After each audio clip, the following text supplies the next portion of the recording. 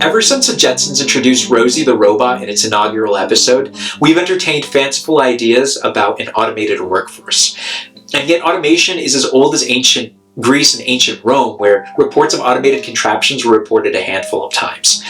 While our automated machines are far more sophisticated now, we're still a long way from transitioning to a completely automated workforce. The advantages of automation are significant.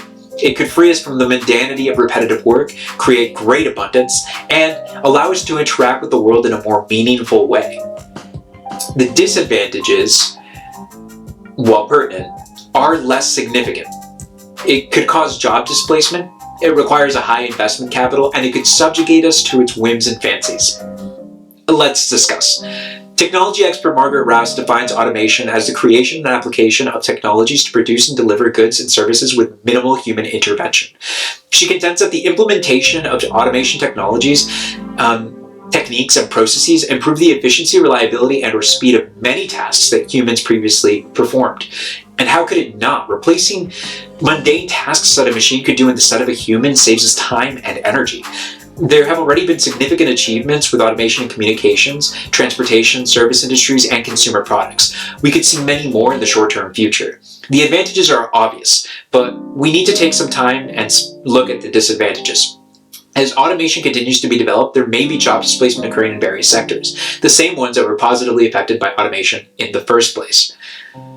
The disadvantage could be mitigated by the application of laws and policies that are designed to regulate businesses and corporations using automation. That doesn't always register with people, so let me explain. Under our current paradigm, businesses and corporations are primarily focused on earning a profit instead of, say, helping their community.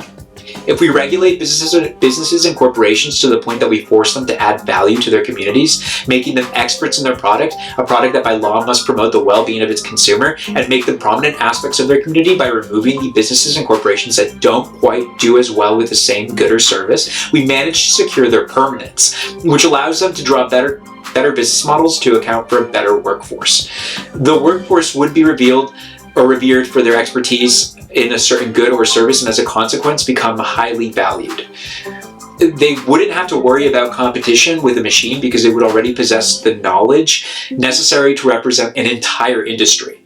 Furthermore, the actual amount of job displacement that may occur as we transition to an automated workforce isn't as significant as the media wants us to think it is. Dr. Mikkel P. Groover, professor of industrial engineering, claims that the effects of robotics on labor in the United States has been relatively minor because the number of robots in the country is small compared to the number of human workers. As of the early 1990s, fewer than 100,000 robots were installed in American factories compared with a total workforce of 100 million persons, 20 million of which worked in factories.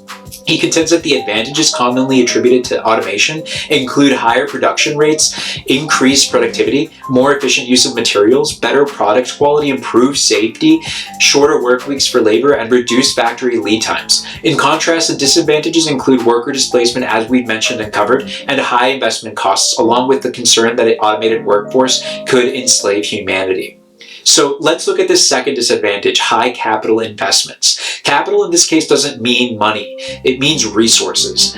Resources are allocated according to whatever establishes the greatest profit margin for whoever owns the resource. This works out for entities that own many resources, but not so much for those that own little. To get around this problem, we could force each other to collaborate on building the essential elements of a utopia by establishing a worldwide currency that obtains its value from the production of goods and services that help build a better world for everyone. The more we enrich our lives for one another, the more we enrich our pockets. I know it seems far-fetched, but I think it's possible. Our leaders can come together and decide this one day, not because miracles happen, and they do, but because at the end of the day, we're just as interested in a perfect world as they are. It's the logistics that cause them to falter, or us. As for the third and final disadvantage posed by an automation, the existential threat, it's really, really unlikely. We will most likely find a way to connect to the information systems that drive artificial intelligence long before it develops a will of its own. Automation will become an extension of our own conscious livelihoods, be it through Neuralink or some other ingenious contraption of the future. I'm looking at you, quantum technologies. The advantages far outweigh the disadvantages. Automation is the future. I'll be uploading videos to complement our collective evolution and provide some insight into our civilization, its current state, and its ultimate destination as we go along. If you're interested in seeing more, please subscribe. Thanks for watching.